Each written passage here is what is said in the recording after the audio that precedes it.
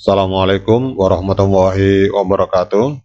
Teman-teman, selamat datang kembali di warung kopi kripto Tarakan Vision FX. Oke teman-teman, hari ini kita akan update informasi tentang sebuah kejadian luar biasa yang terjadi di Amerika Serikat.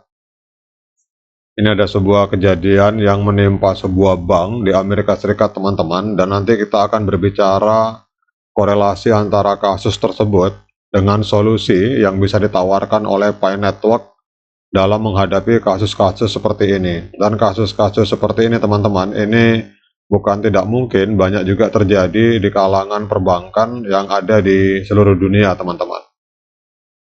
Ini kalau kita lihat berita dari situs The Daily Hodl, jadi JP Morgan Chase ini sebuah bank ini menolak mengganti rugi nasabahnya setelah seseorang yang mengaku sebagai orang lain dengan menggunakan identitas palsu berhasil memasuki bank dan mengambil uang sebesar 30.000 US dollar teman-teman. Jadi JP Morgan menyatakan nasib buruk menimpa seorang nasabahnya setelah bank tersebut menyerahkan puluhan ribu dolar kepada penipu yang menggunakan kartu identitas palsu teman-teman. Namun JP Morgan menolak bertanggung jawab atas kejadian tersebut teman-teman. Jadi kalau kita membaca di sini, ini nasabahnya bernama Justin Lee teman-teman. Justin Lee menyatakan bahwa dia kehilangan uang sebesar 30.000 US dollar setelah seorang pria dengan identitas palsu dan nomor keamanan sosial milik Justin Lee. Jadi ada seseorang yang memalsukan KTP milik dari Justin Lee itu masuk ke dalam bank JP Morgan dan meyakinkan bank untuk menyerahkan uang tersebut teman-teman. Sejak kejadian tersebut, Justin Lee ini menghabiskan lebih dari 1 tahun berjuang untuk mendapatkan kembali uangnya yang hilang sebesar 30.000 US dollar itu teman-teman. Awalnya Justin Lee kalah dalam kasus arbitrase dan kemudian mengirim surat kepada anggota DPR Amerika Serikat yang bernama Sherrod Brown yang memimpin komite perbankan di Senat Amerika Serikat teman-teman. Jadi kalau kita melihat ini anggota dewan yang bernama Brown ini menyatakan bahwa kantornya sekarang terlibat secara pribadi dalam mendorong JP Morgan untuk bertindak dengan benar terhadap nasabahnya. Jadi Brown mengatakan telah mengirim surat kepada bank dan menghubungi JP Morgan, dan mereka berharap agar JP Morgan segera hadir ke gedung DPR dan memperbaiki persoalan ini teman-teman.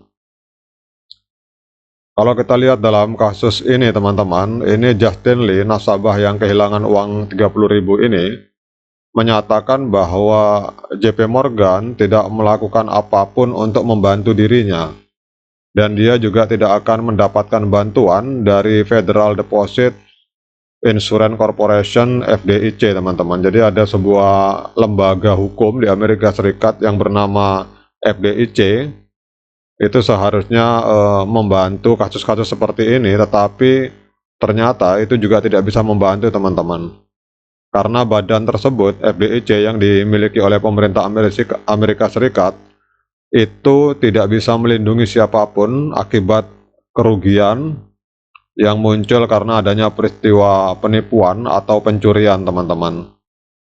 Jadi badan hukum Amerika Serikat yang bernama FDIC tidak melindungi siapapun akibat kerugian atau pencurian.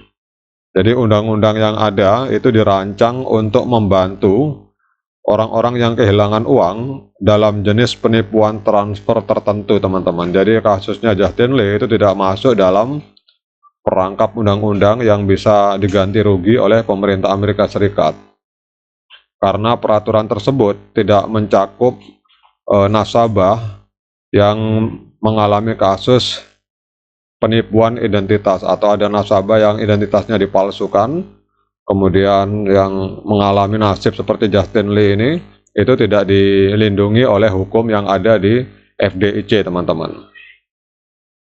Nah, dalam kasus ini kita akan berbicara tentang peluang Pi Network atau dunia kripto, teman-teman. Jadi dalam kasus seperti ini, dunia kripto itu dapat menawarkan beberapa solusi yang dapat membantu mencegah atau mengatasi masalah keamanan yang terkait dengan identitas palsu dan penipuan keuangan, teman-teman. Jadi penerapan solusi-solusi ini tidak hanya akan membantu mengatasi masalah keamanan yang terjadi dalam kasus perbankan, tetapi juga dapat meningkatkan keamanan secara keseluruhan di dunia keuangan dan membangun kepercayaan di antara pengguna perbankan, teman-teman. Kita tahu bahwa Pi Network ini adalah proyek kripto yang masih dalam tahap pengembangan dan belum diluncurkan sepenuhnya, teman-teman. Namun jika kita berasumsi bahwa Pi Network telah berkembang menjadi platform yang matang, beberapa solusi dapat ditawarkan oleh Pi Network dalam kasus ini, teman-teman. Yang pertama adalah identifikasi pribadi yang terpercaya. Jadi Pi Network ini dapat menyediakan sistem identifikasi pribadi terpercaya yang memanfaatkan teknologi blockchain, teman-teman. Jadi dengan memverifikasi identitas pengguna dengan teliti dan menyimpannya dalam blockchain, maka resiko penipuan yang menggunakan identitas palsu itu akan dapat dikurangi. Kemudian juga kita tahu bahwa dalam dunia blockchain itu ada istilah peer-to-peer, teman-teman. Jadi Pi Network dapat mengandalkan model verifikasi peer-to-peer, di mana pengguna saling memverifikasi identitas satu sama lain. Dan ini dapat membantu membangun kepercayaan di antara anggota jaringan dan mengurangi kemungkinan kegiatan penipuan. Kemudian juga Pi Network itu dapat mendorong penggunaan keamanan multifaktor untuk mengakses akun mereka. Jadi dengan menggunakan beberapa lapisan verifikasi seperti kata sandi yang kuat, kode autentikasi, atau verifikasi biometrik, maka resiko akses oleh pihak yang tidak sah itu dapat dikurangi. Dan juga di dalam blockchain kita mengenal adanya fitur smart contract, teman-teman. Jadi Pi Network dapat menyediakan fitur smart contract yang memungkinkan pengguna untuk menetapkan persyaratan dan kondisi tertentu sebelum melakukan transaksi. Jadi hal ini dapat membantu mencegah penipuan dengan memastikan bahwa transaksi hanya dieksekusi jika semua syarat telah dipenuhi. Kemudian teman-teman, Pi Network juga dapat mengutamakan keamanan jaringan dengan menerapkan langkah-langkah yang kuat untuk melindungi data pengguna dan melindungi jaringan dari serangan atau eksploitasi. Keamanan yang kokoh akan memberikan perlindungan tambahan bagi pengguna dan mencegah kebocoran informasi yang sensitif.